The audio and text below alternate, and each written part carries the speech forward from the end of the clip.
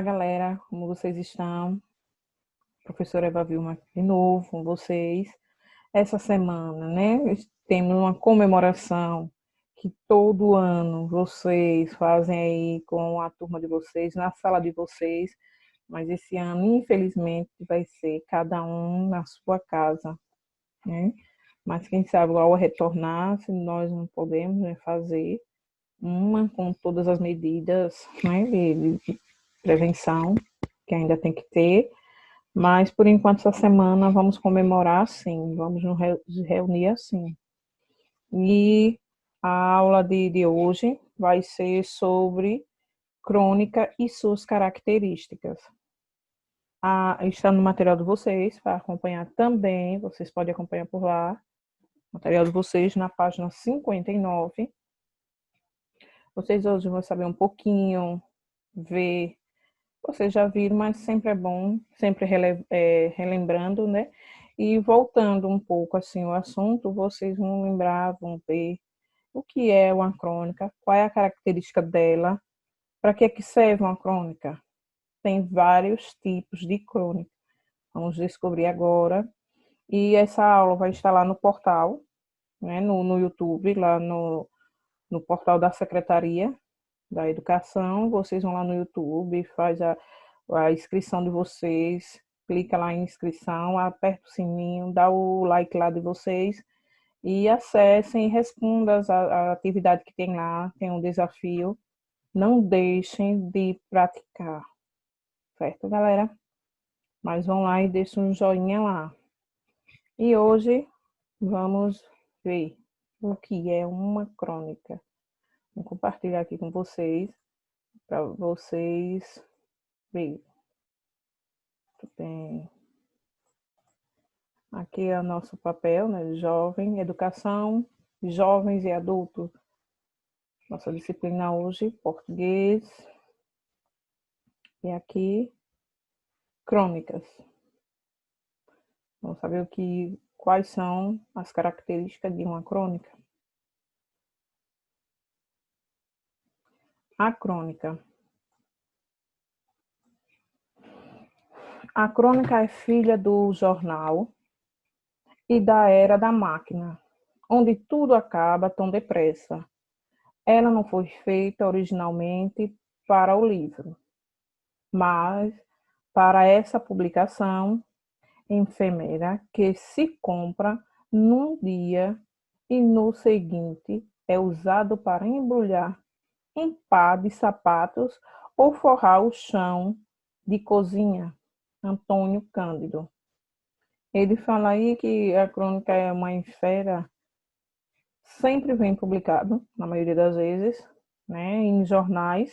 É por isso que ele falou aqui, que ela vem logo no dia seguinte. Lê no dia seguinte é para embrulhar um par de sapato ou forrar o chão de uma cozinha. É nesse sentido aí que ele falou, porque é muito comum se ter as crônicas em jornais. Que partir para o segundo tópico. O gênero crônica mudou de significado ao longo do tempo. A princípio, em termos mundiais, a crônica designava um relato cronológico dos fatos. A partir do século XIX, com o avanço da imprensa e do jornal, a crônica passa a ostentar personalidade literária. A crônica teria sido inaugurada pelo francês Jean-Luc Gouff em 1800, no folhetim jornal Des Débats. Então, desde o século XIX, né, que vem essa crônica. E passou a ter um pouco assim de semelhança com uma personalidade literária, mas ela tem muito mais do que literária. Ela é crítica, é literária, como tem aí, também tem o gênero, né, de cômico, que é aquelas crônicazinhas que vem meio um pouco com sátira, e tem vários modelos. No Brasil, a crônica surge na forma de folhetim, em 1852, no Jornal do Comércio, em Rio de Janeiro. Francisco Otaviano assinava o folhetim semanal. Foi seguido por José de Alencar, Manuel de Antônio e Almeida, Machado de Assis e Raul Pompeia. Segundo historiadores, a literatura não era uma boa fonte de renda, sendo a atividade na imprensa uma alternativa econômica. O folhetim não tinha o formato da crônica, como o conhecemos hoje, mas era um espaço destinado a vários tipos de textos, variedades. A crônica adquire características próprias com Machado de Assis. Foi um dos logos, escritores que começou a escrever umas crônicas. Apesar de consagrada já nos fins do século XIX, voltou a ser praticada com fôlego a partir da década de 1930, com uma nova safra de cronistas, Mário de Andrade, Manuel Bandeira, Carlos Drummond de Andrade, Rubens Braga. Todos oriundos e influenciados pela Semana de Arte Moderna de 1922. A crônica moderna gira permanentemente em torno da atualidade. Aí logo abaixo vamos ver aí umas características do que é e como ela é escrita, qual é o seu papel de uma crônica, né? Qual é o papel de uma crônica? Texto descompromissado, é o momento de pausa da dura realidade, livre tradução da realidade, ironia e humor, fidelidade ao cotidiano, crítica social e crítica dissimulada. Você vê assim muita crônica também nos folhetins, até nos jornais mesmo, passando o jornal quando termina, tem uma vez por semana, que sempre diz, né? Hoje vamos ver a crônica de tal país, de tal cidade. Então, é falando uma coisa, um ocorrido da cidade, uma beleza, mas é uma crônica comentada falando de algo em especial daquele momento, daquele lugar. A, com a relativa frequência, a crônica se aproxima do conto, devido a um tratamento mais apurado aos temas, principalmente no que tange à linguagem literária. Muitas vezes é difícil estabelecer as diferenças entre o conto e a crônica. A melhor forma de diferenciar uma crônica de um conto é observar o nível de detalhamento literário, o que caracteriza o conto. Tipos de crônicas e as suas classificações aí. Segundo Luiz Beltrão, crônica geral, assuntos variados, crônica local, sobre assuntos pertinentes à opinião pública, crônica especializada, foca numa especialidade, crônica analítica, análise de um fato, crônica sentimental, enfoque no aspecto emocional, e crônica humorística, critica fazendo uso do humor e da ironia. Como eu disse na instante, né, que sempre nos jornais eles têm um quadro, uma matéria, né, que diz que a crônica de hoje sempre passa mais no jornal à tarde, na Rede Globo, que sempre faz esse tipo de reportagem uma vez por semana, que diz que e hoje a crônica de hoje é do jornalista tal falando sobre, aí diz qual é o tema, qual é o enfoque do tema, como esse sistema geral que tem aí. Pode ser de assuntos variados, assuntos pertinentes da opinião pública, né, da atualidade que eles pegam, e nisso faz. Ou pode ser uma crônica humorística. Tem esses tipos aqui, né? Geral, local, a especializada, a analítica, sentimental e a humorística. Gosto muito de fazer a humorística, né? Porque é aquele sentido de humor e crítica, né? Uma ironia. E assim eles montam lá a forma deles. Agora as classificações, os tipos e as classificações. Segundo Massu Moisés, crônica poética, quando os cronistas fazem o uso da lírica, recurso amplamente utilizado por Carlos Drummond de Andrade. Crônica, conto. O acontecimento é narrado como se fosse um conto. Segundo agora Antônio Cândido, a crônica, diálogo, quando o cronista estabelece um diálogo com o seu interlocutor imaginário. Exemplo, uma conversinha mineira. Fernando Sabino, que gosta também de fazer essa crônica. Crônica narrativa tem certas estruturas de ficção, chamando rumo ao conto.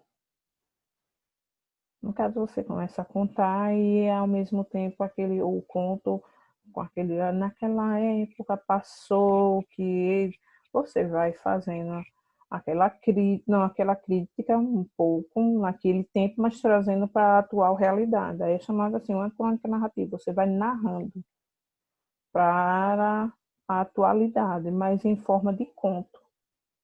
Uma crônica expositiva poética. Divagação livre sobre um fato ou um personagem. Crônica, biografia e lírica. Narra poeticamente a vida de alguém. Essa única aqui, né, vai falar sobre a biografia dos próprios escritores, né, dele mesmo, que sempre a gente vê aí falando de que Machado de Assis foi um grande líder, escritor por muitos anos, então é uma crônica lírica que faz a respeito dos seus escritores. E aqui agora o nosso desafio a respeito aí da nossa crônica. O humor como uma estratégia do dizer que, além de criticar situações sociais e políticas, também ameniza a convivência do ser humano com os males da vida moderna. Aí eu coloquei duas sages, né, para vocês analisarem com relação à saúde pública, que é o nosso tema também, o nosso tema gerador, que o nosso tema gerador do livro de vocês é saúde e qualidade de vida. E aí, vamos ver esse primeiro quadrinho aqui, ver qual é a crônica. É frequente o descaso com o ensino público. O que mudou nessa frase? Isso a professora aqui perguntou. O que mudou nessa frase? O aluno, nada. Olha a situação, né? O texto aqui, o contexto, na verdade, da sala. Essa situação toda, e a professora coloca no quadro essa frase. Ele trouxe para a realidade, no caso, ela trouxe também para um pouco para a realidade, do contexto aí da realidade deles. Outro aqui. O sorteado para o atendimento foi o paciente de número. Aí ela deu aquela pausazinha e tem os rabiscos aqui. Olha como é que está a nossa saúde. Até agora mesmo, internalizando. Tá desse modo aqui. Eu vou sortear quem é que vai ser atendido agora. Esse caos com essa pandemia toda, bem assim está aqui. três na mesma situação e diz que vai sortear para ver quem é que vai ser. É por isso que a crônica, ao mesmo tempo, ela é humorista, fazendo uma crítica em cima da nossa realidade, mas trazendo para um lado de humor. Próximo agora. Médico também, um paciente aqui deitadinho, né? Aí embaixo. O seu raio-x mostrou uma costela quebrada, mas nós já corrigimos no Photoshop. Desde quando a costela dele vai ser colocada no lugar porque corrigiram lá no computador, no Photoshop? E a costela do homem mesmo, ao vivo e a cor, vai ficar como? Então, isso aí é para vocês analisarem aqui o contexto todo da saúde. Sempre fazendo essa crítica, né? É humorístico, tem um certo humor, falando com o homem, mas criticando como está a nossa saúde. Aqui tem outra. Secretários de saúde não se entendem. Vamos ver aqui. Pega, que é seu. Aí o outro é seu. E o paciente está todo aqui enrolado, cheio de ataduras. Mas ninguém quer ficar com essa situação, né? Esse problema. Um empurrando para o outro. Ninguém é culpado, ninguém tem nada a ver. Isso que eles estão dizendo aqui, né? Aí vem agora nossas perguntinhas dos desafios. A sage é uma ilustração cômica que satiriza de forma crítica os acontecimentos sociais e políticos. O que está sendo criticado em cada uma dessas sages? Letra B. A ironia nas sages analisadas. Você acha que foram irônicas? Pode-se dizer que a ironia gera humor? Sim, estava ali. A gente está vendo que estava criticando a realidade, mas, de certo modo, o desenho nos transmite um certo, assim, de humor, que dá para dar risada de ver aquele tipo de situação. Aí vocês analisem aí. Próximo. Aqui temos os links da aula, do vídeo e da página que vocês vão responder as perguntinhas do desafio. No final dessa nossa aula vai ter um videozinho também, um pouquinho engraçado, falando, o nome do vídeo é Crônica Engraçada. Vocês vão ver depois, vocês vão analisar. E a nossa mensagem da semana para vocês: a educação não está só nas palavras que usamos, mas também nas atitudes que temos. A reflexão aí para vocês. Até a próxima aula. Esperamos que todos participem. Cuidem-se, a favor da vida. Até a próxima aula online, né, em casa. E essa semana toda é o nosso arraiar na casa da gente. Aqui eles dizendo, passando a mensagem para vocês. Se cuidem. Até a próxima aula, com fé em Deus. Minha mulher e eu temos o segredo para fazer um casamento durar. 2 vezes por semana vamos a um ótimo restaurante com uma comida gostosa, uma boa bebida e um bom companheirismo. Ela vai às terças-feiras e eu às quintas. Nós também dormimos em camas separadas. A dela em Fortaleza e a minha em São Paulo. Eu levo minha mulher a todos os lugares, mas ela sempre acha o caminho de volta. Perguntei a ela onde ela gostaria de ir no nosso aniversário de casamento. Em algum lugar que eu não tenha ido há muito tempo, disse ela. Então, sugeri a cozinha. Nós sempre andamos de mãos dadas. Se eu soltar, ela vai às compras. Ela tem um liquidificador, uma torradeira e uma máquina de fazer pão, tudo elétrico.